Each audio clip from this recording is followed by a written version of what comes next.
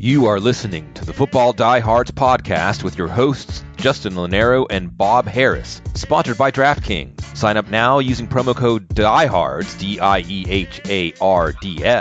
Make a first-time $5 deposit, and you'll receive a free $3 ticket.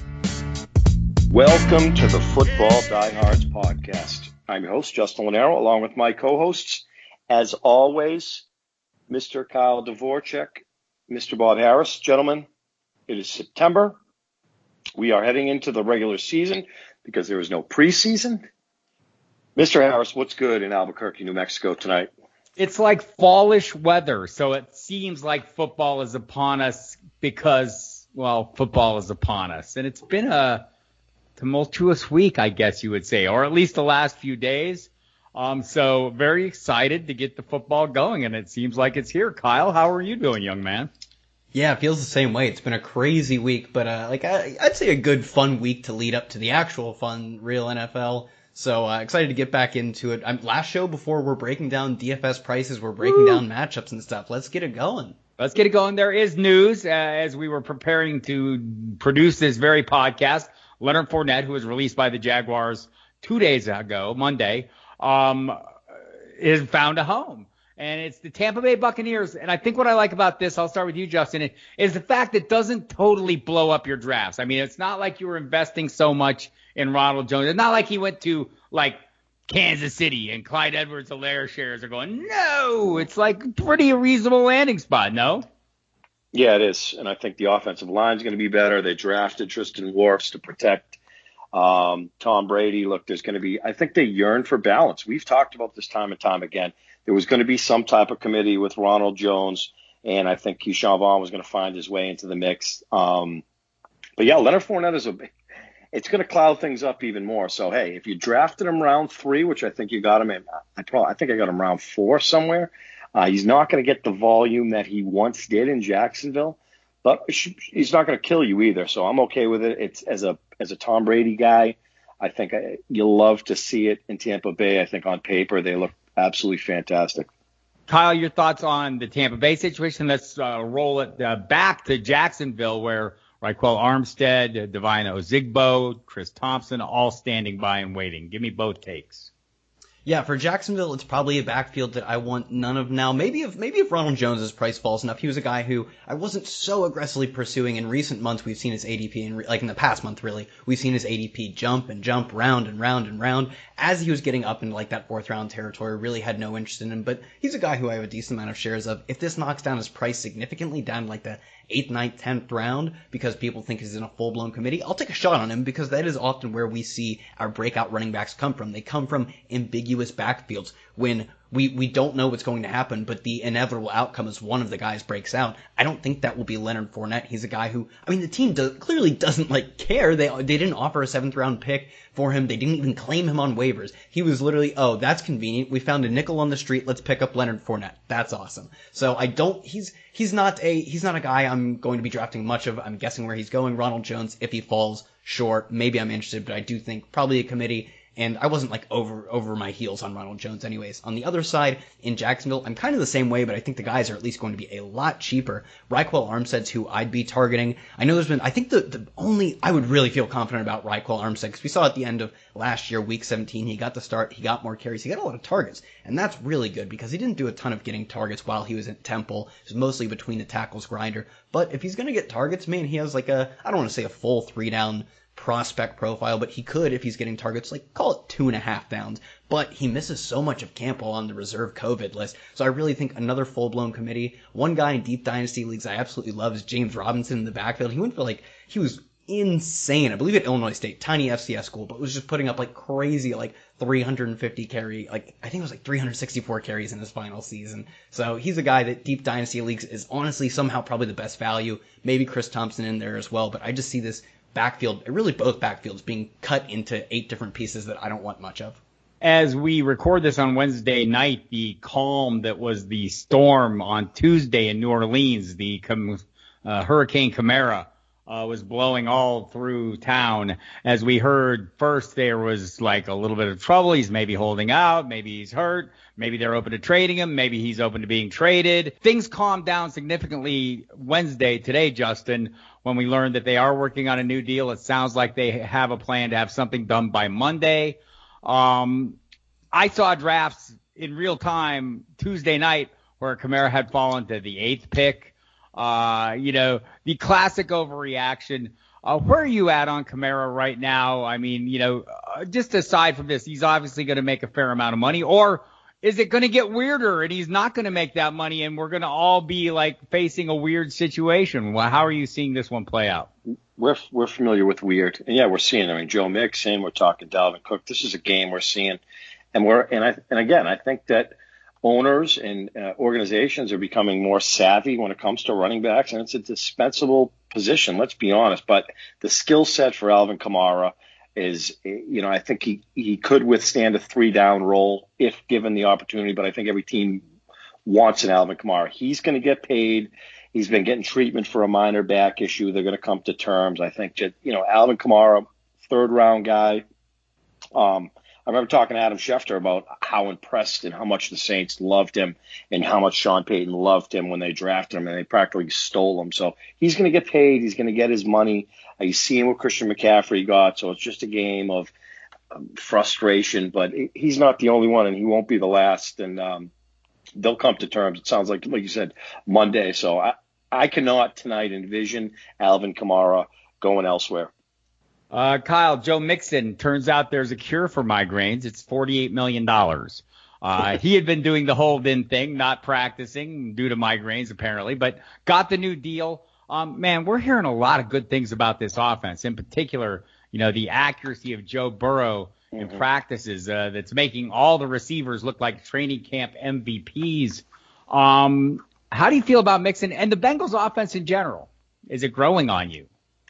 Yeah, it is growing on me, especially I've just really come around to the idea that we've got Joe Burrow, who was at least for one season, maybe the greatest college quarterback ever, entering I'd say a relatively modern NFL offense. And now he has got this loaded receiving room. Joe Mixon, I still believe one of the better pass catching backs. Despite last year, he did see a bit of a downtick in his overall pass catching numbers on a per game basis. I think he still has that in his range of outcomes to be like Le'Veon Bell light in a lot of ways. So for me, Joe Mixon is a guy I'm growing higher and higher on, especially in like Dynasty. He's a guy that you can just know that he will be locked into one of the league's ascending offenses for now the next 5 years. In season long, he's still a guy that I'd probably have a handful of guys ahead of him, a handful of running backs that we already know are on good offenses. We don't have to project that the offense gets better, but I still think he's probably at the end of my second tier running backs because Christian McCaffrey gets his own tier, of course. Yes. Yeah. And I'm kind of a little higher on Joe Mixon. But the passing attack improvement, look, they ran him no matter what last year. Game script was irrelevant. I think their defense is going to be lousy. The concern this year is he was the only weapon last year. He won't be this year. So does he get that, that crap time? I don't think so. Justin, Adam Gase says he wants to do a better job of utilizing Le'Veon Bell as a receiver. Didn't do a great job last year. Do you expect him to do a better job this year? And how far out are you on Le'Veon Bell at this point? Well, I think, and I tweeted this last year, and I think I might have been right. I mean, he was spoiled in Pittsburgh when you look at it. He lived on the field, top 5 offensive line. You had Antonio Brown. You got a Hall of Famer, in my opinion, Ben Roethlisberger, and you got Mike Tomlin. They were great Pittsburgh teams. And takes a year off, you're older, right? Son is the same in a relative way, but you're older. Meet Adam Gase. The volume was there, and he couldn't do much. I mean, I don't think it was 100% his problem or his fault. It was his problem. The offensive line wasn't great. Not a ton of weaponry on that Jets offense. I think that the volume is going to be there, but if you can't move, you can't move. So he is where he belongs, and that's probably right around RB 20 to 25 tonight. I would take him. I'm not going to kick him out of bed as my RB3 on my team, but based on the volume that he's going to get. But I think, a lot of what we saw of a young Le'Veon Bell, by the way, Joe Mixon has predicated his game in regards to Le'Veon Bell. He was spoiled, and we're seeing that now. So, and he lived on the field on a high octane offense, stark contrast and with the Jets. So top 25, no doubt. But his days of Pittsburgh Le'Veon are far over. Kyle, Pete Carroll did nothing to turn me away from Chris Carson with, look, we know the Pete Carroll happy talk. Said the veteran hasn't had a snap out there. He didn't look good. He missed 9 practices due to deaths in the family. Carson says he's 100% recovered from the fractured hip. Leonard Fournette is not there. There's something going for me here. I like him to put up numbers similar to what we saw last year. Why am I wrong? No, he's a guy that in that range, he goes at the end of the range of running backs where we say these guys are going to get a lot of volume. Be first. Mm-hmm.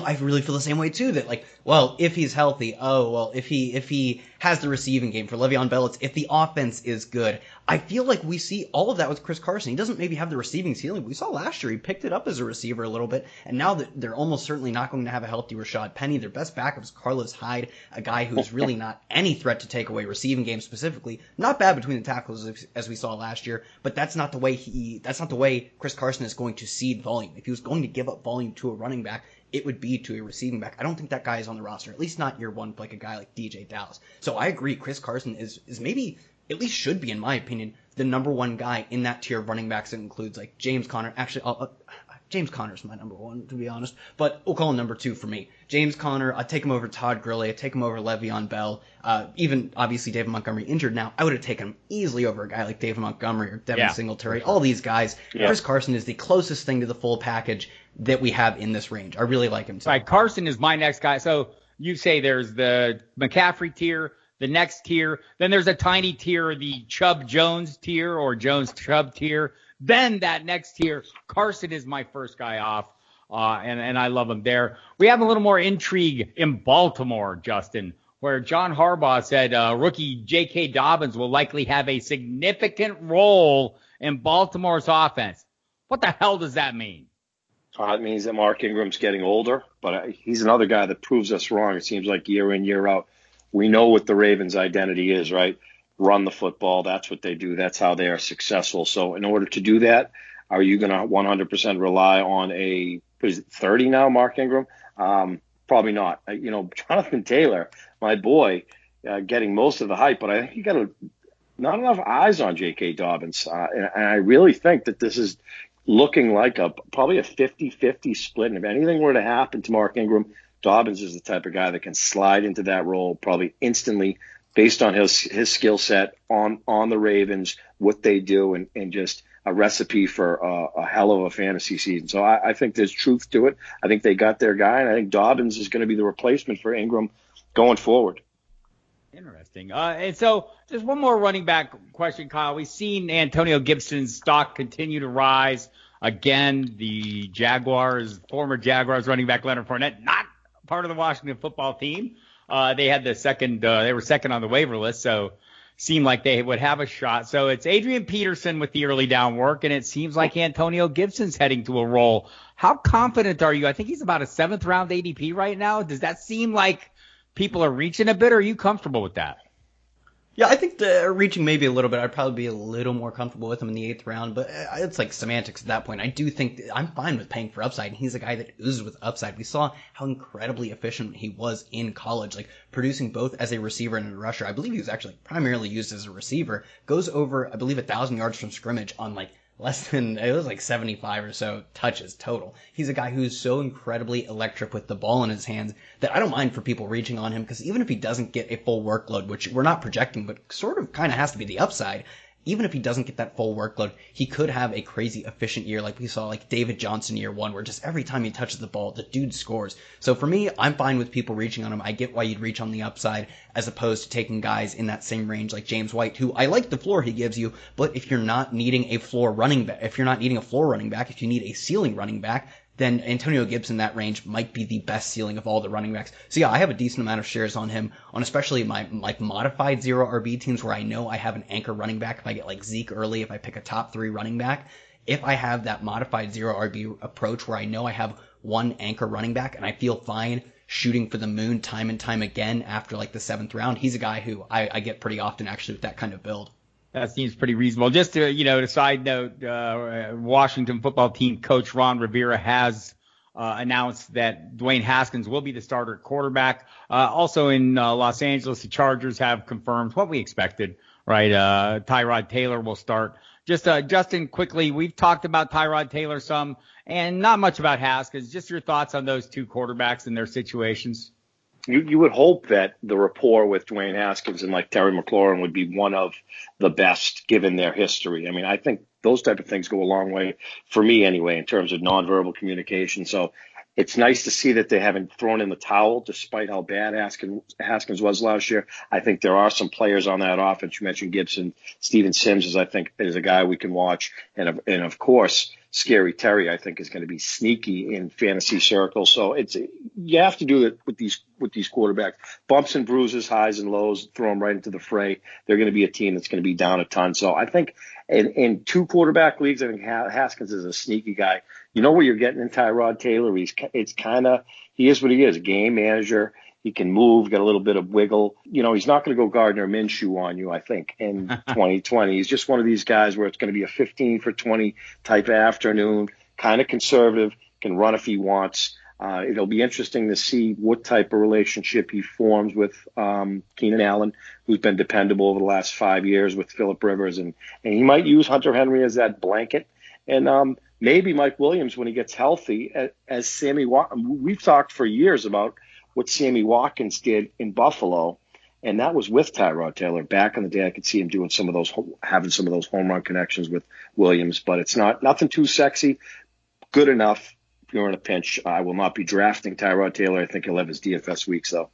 Nothing too sexy. Justin describes himself as he makes That's true. a Good enough. fantasy analogy. And Good just enough. one last situation here, Kyle, before we get in. It's a hot takes edition. We're going to throw out some hot takes, the fellows are here. So one last situation. Tyrell Williams goes on IR for the Raiders. Their receiving core seems to be, there's a little bit of flux. And also, Deebo Samuel is going to start practicing this week in San Francisco. So little various injury news. Just run me through the Raiders hierarchy of who is selectable, who is not, Kyle. Yeah, I mean, you can take Darren Waller, but he's a guy that we saw both Foster Moreau get steal touchdowns from him, Hunter Renfrow steal just that kind of slot middle of the field volume from him. So he's a guy that it seems like there are so many outs for him failing, and last year was the ultimate outcome for him. So he's a guy I'm out on. I mean, you can draft him, go for it. I'm not going to be doing it. Henry Ruggs is a guy who, sort of like Antonio Gibson, I'm not quite as high on him as other people, but I get why you'd shoot for the upside. The guy that I absolutely love in this receiving room is Bryce Edwards. The dude was unbelievable at South Carolina. Not an offense that was awfully productive. So when you look at his college stats, I don't think he topped 1,000 yards all 4 years, but he was in that 800 range multiple times. And when you look at South Carolina's offense, you can't expect him to put up crazy numbers. They weren't a great team. That still gives him a 94th percentile, I believe it was 94th, college dominator, and the youngest ever breakout age according to Player Profiler. He's a guy who checks these analytical boxes that have pointed us to guys like DJ Moore and Amari Cooper in the past, guys like Stephon Diggs. So for me, he's a guy that I am absolutely getting in on as a final best ball type pick. Now he's moved up a little bit, but in season-long leagues, a final pick, best ball, I'm reaching to get him every time. And he's going to be a starting receiver. He started for Tyrell Williams at X when Tyrell Williams was somehow supposed to play through this. There was no way he was ever going to play through this. It's incredible. But he was, when Tyrell Williams was supposed to be just taking some time off, he started X in training camp. Now he's going to start X at week 1. So he's a guy I'm all over. All right. So there we have it. Let's get into the hot takes, kids. So everyone get out your notepads and keep track of these so you can come back and skewer everybody after the fact. We'll start at the quarterback position. Justin, quarterback hot take, go. Tom Brady is going to be a top 5 fantasy wide receiver in 2020, especially now that I think there's some stability. I say that lightly in the backfield in Tampa Bay. It's going to be a 3-headed monster, 2-headed monster, whatever. Your offensive line is going to be better. I can't help but not see all that weaponry around Tom Brady when you mention Chris Godwin, Mike Evans. O.J. Howard has looked fantastic. Cameron Brate's still there. It goes on and on. So the defense is going to be pretty good. As far as we can see up front, they plugged the run. The secondary still suspect. Tom Brady, top 5 quarterback, fantasy land. I could see him pushing at least 40 touchdowns in 16 games. I think he has something to prove for sure. That's kind of hot, I guess. Is that hot? Kyle, give me a hot take. I'll send your eyebrows right off. Tyrod Taylor is a top 10 fantasy quarterback. We saw you talk about the report. He's the week 1 starting quarterback.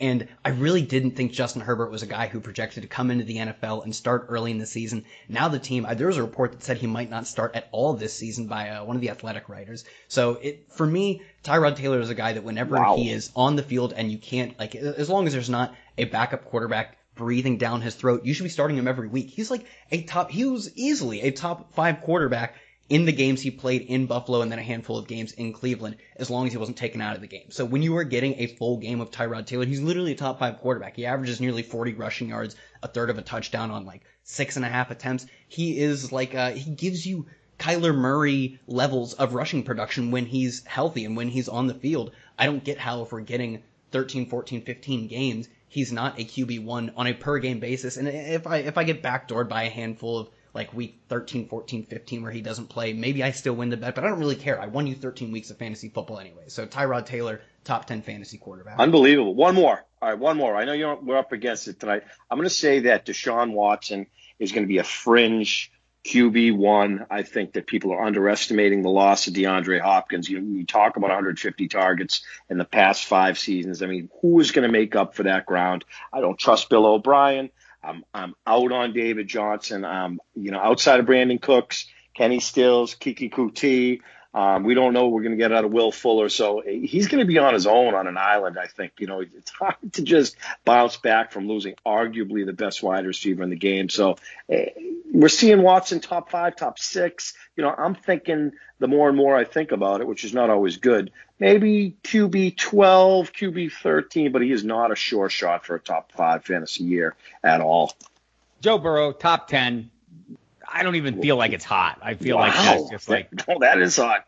That's not even hot. I mean, just listening to the reporting again, talking to Jay Morrison from The Athletic, who used the word stunning when this is a veteran beat writer watching this kid practice. All the reporting has been the same. He's making all the receivers, including Alvin Tate, look like they're unstoppable because of that accuracy. He's putting the ball right where it needs to be. Joe Burrow, top 10. Kyle, that's running hot. Back, hot take, go.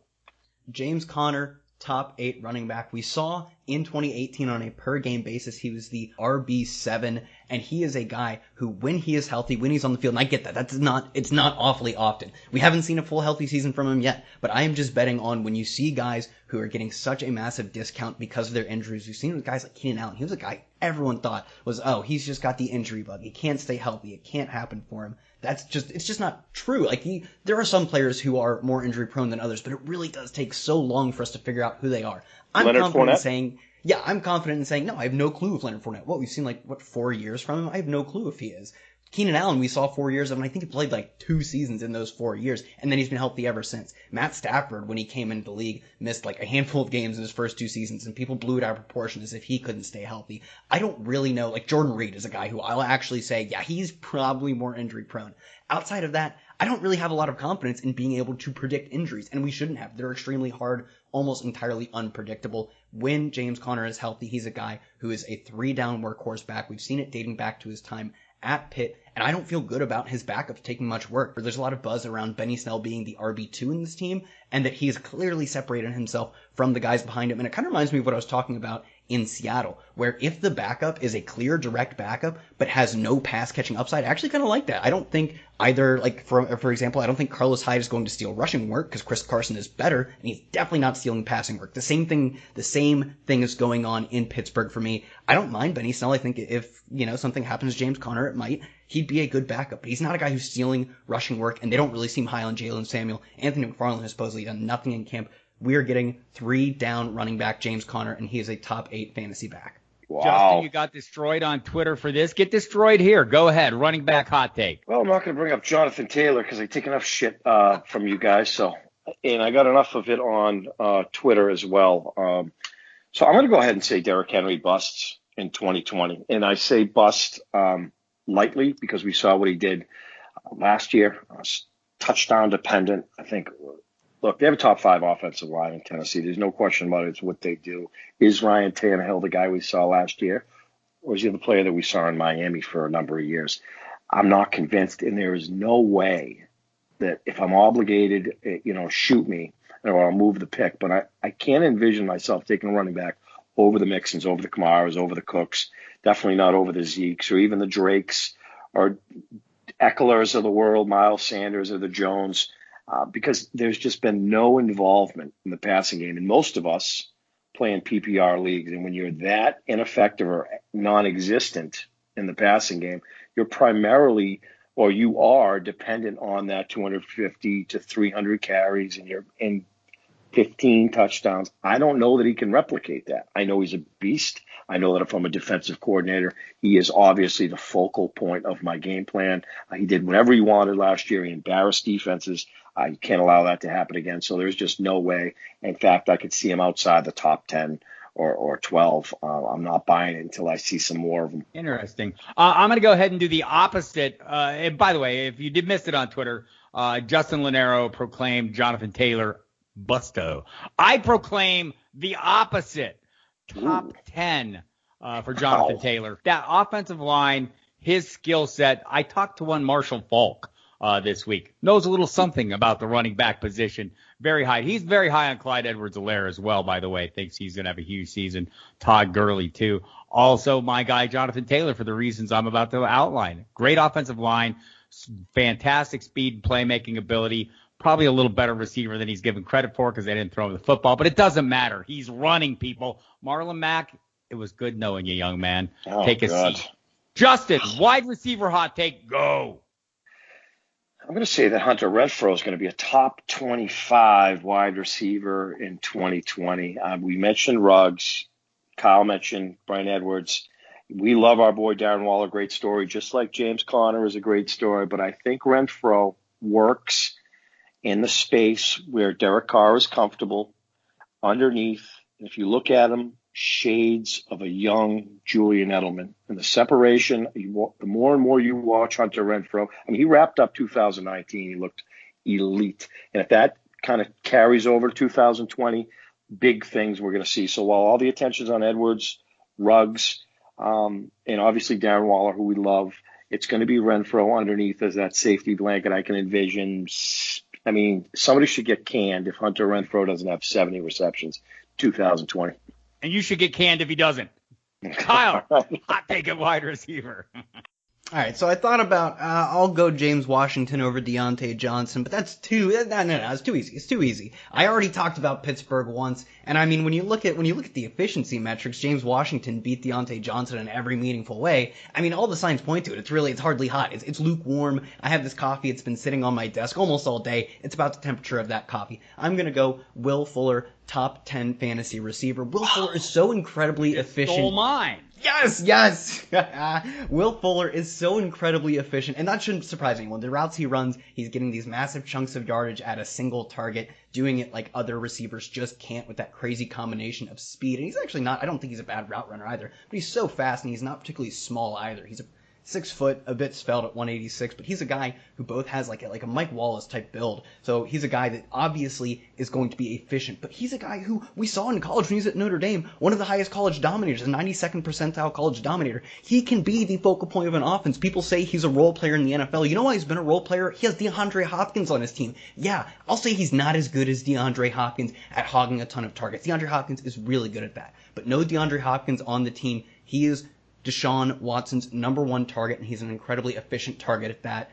Top 10 fantasy season from Will Fuller, and I'm sorry for stealing that from you. Will Fuller, in his last 16 games with 7 targets, is wide receiver 7 if you combine that into one season. So I'll go ahead and pivot away, and I'm going to say A.J. Green is a top 10 wide receiver because why? He's A.J. Green. And besides, Joe Burrow is going to be super good. Look, all A.J. Green has to do is stay on the field. I get it. It's nerve-wracking. It's a reach. He's old. So am I. And I'm still getting it done. But, look, I think you could make the argument that, the target share that he's commanded over the seasons when he's healthy, I think dating back to his rookie year, second year, 25% target share or right in that range. I believe Joe Burrow will be smart enough to lean on him. And before he tweaked the hamstring, teammates couldn't say enough. The young teammates who hadn't seen him play yet are going, what the hell? This guy? Who is this? So I'm going to go with that and hope for the best, cross my fingers, and ask Justin for a tight end take. Well, the sea of mediocrity is deep. And guess who was a tight end one last year? You guessed it, Jason Witten. So out goes Jason Witten, right? He did not do so well in the booth at all, and that's being kind. I'm going to go ahead and say that Blake Jarwin is going to be a tight end one in 2020. I know a lot of people are going to say, well, there's a lot of mouths to feed. You have CeeDee Lamb. Zeke's going to get the ball. Gallup's coming to his own. Amari Cooper is going to be a top 12 guy. Blake Jarwin doesn't need to do a ton to be a tight end one on a team. I think he's going to be used in DFS. I think it makes sense to have a free piece of that Cowboys offense. I think there's a rapport built with Dak Prescott. And again, it doesn't take much. So while a lot of the attention is on the Higbees of the world, and we're going to pray Evan Ingram stays healthy, and we mentioned Waller and Ertz, right at the back end of the tight end one discussion, for me, it's going to be Blake Jarwin right around 10, tight end 10 to 12. I'm cool with him there. Interesting. Okay, Kyle. Tight end hot take, go. Oh, he got mine. That was mine. I feel like you did. I was ready. I was getting my fist balled. I was going to scream into a microphone about how Blake Jarwin's going to score 10 touchdowns on the most efficient offense in the NFL. Pivot. I got sniped. Right in the back. Man. But Tyler Higbee, top 5 tight end. We saw Tyler Higbee. He doesn't have to do what he did at the end of last season, go for 100 yards every game to be a top 5 tight end. He would have been like the tight end 1 at that rate. We can see, I think if you cut his final 6 games in half, that rate is still a top 10 fantasy tight end or something like that. He doesn't have to do what he did at the end of last season. But the reason I really like overall this team, I love the Rams as a team to stack. They're so cheap, and I love Tyler Higbee as a part of that, is because there's really no way that they're not at least a high floor passing offense. If they're just if this offensive line can stay healthy, they'll be a middle of the road offensive line. That should be at least good enough for them to be efficient. We've seen Sean McVay do a lot with little so far. So if they're a good offensive line, Jared Goff gets his mojo back. They just throw a lot of touchdowns, score a lot of points, and they're real life good at football. That's enough to probably get Tyler Higbee to at least 7-8, and I just think he's really talented. If they're bad, though, like we saw last year, they produce a ton of fantasy goodness. They had a wide receiver, I believe Cooper Kupp was the wide receiver 4, probably on the back of that 220-yard game. Robert Woods was a high-end wide receiver 2, Tyler Higbee at tight end 1, because when this offense is behind, which they can often be if they're not as efficient, they are so awesome for a passing attack. They are the most pass-heavy, they are, when they're losing, the most pass-heavy team in the league, and they are the fastest team when losing by 1 score or more. So they are a team that really has this high-floor set of outcomes where either they're actually real-life good, or they're bad good, like we saw with the Bucs last year, and like we saw with them last year. And I think that carries Tyler Higbee to a top 5 tight end season. I think he has a chance to basically break into that tier 2 of your little mini tier, Mark Andrews and Zach Ertz. Man, that is good stuff. I'd like to fire the dismissal here. Clearly the best player in the NFL, but I'm going to dial back. I'd like to say the Robert Tonyan ends up as a true tight end 1, but that's crazy. At some point, Jay Sternberger has to come on, doesn't he? I'm going to go completely off the board, and I'm going to go with Dan Arnold, the Arizona Cardinals tight end, finishing the season as a viable starter every single week. He's on the rise, guys. Watch him. Yeah, Dan Arnold. I like that. There was a report that he'd be their leading passing or leading receiving tight end. He's got that kind of build. He's fast and tall. I think that's a really sharp one. I like that one a lot. Yes, it was kind of crazy. All right, well, that wasn't that bad. So let's go through this real quick. Tyrod Taylor, a top 10 from Kyle. What did you say, Justin? Tom Brady going to be a top 1? I said top 5. Top 5, fair enough. Joe Burrow, top 10 quarterback. We have James Conner, a top 8 running back from Kyle. Justin thinks Derrick Henry will bust, and by bust, outside the top 10, top 12. I think that's a fair assessment of a bust. I'm going to go with Jonathan Taylor from the Colts as a top 10. Justin, Hunter Renfrow, top 25 for Hunter Renfrow, Justin? Man, the more I hear it, the crazier it sounds. Kyle goes with Will Fuller as a top 10 wide receiver. I think this is hardly even hot. It's lukewarm, that one. AJ Green, top 10. That's spicy, but it's going to happen. The tight end talk, Blake Jarwin. I agree with that, top 10. I agree with Tyler Higbee possibly being a top 5. but he's got to have that late season run he had last year. Not sure he's going to get it. And Dan Arnold is going to be viable. That's all I got, guys. That was great. I loved it. And boy, we're almost there, kids. Next week, DFS lineups, right? Hell yeah, super excited. But I love the hot take show too. I love firing off some takes, scorching some eyebrows. I have written them down. There will be no escape from these. Yeah, I love a little Jonathan Taylor battle too. We could put a little segment into maybe each week, depending on how much time we have, like a hot take of the week or something like that. Yeah, I'd love to hear you be wrong about Jonathan Taylor every week. That is the show. We will catch you all next week. Weekly, it is the season. It is here. We've made it. You've gone through a long summer, I'm sure. The world is slowly spinning with football on its back. Everyone will catch you next week. I have been your host, Kyle Dvorchak. Find me on Twitter at Kyle Tweets here. Bob Harris is at Football Diehard, and of course, Justin Lonero at Justin Lonero. We'll catch you next week.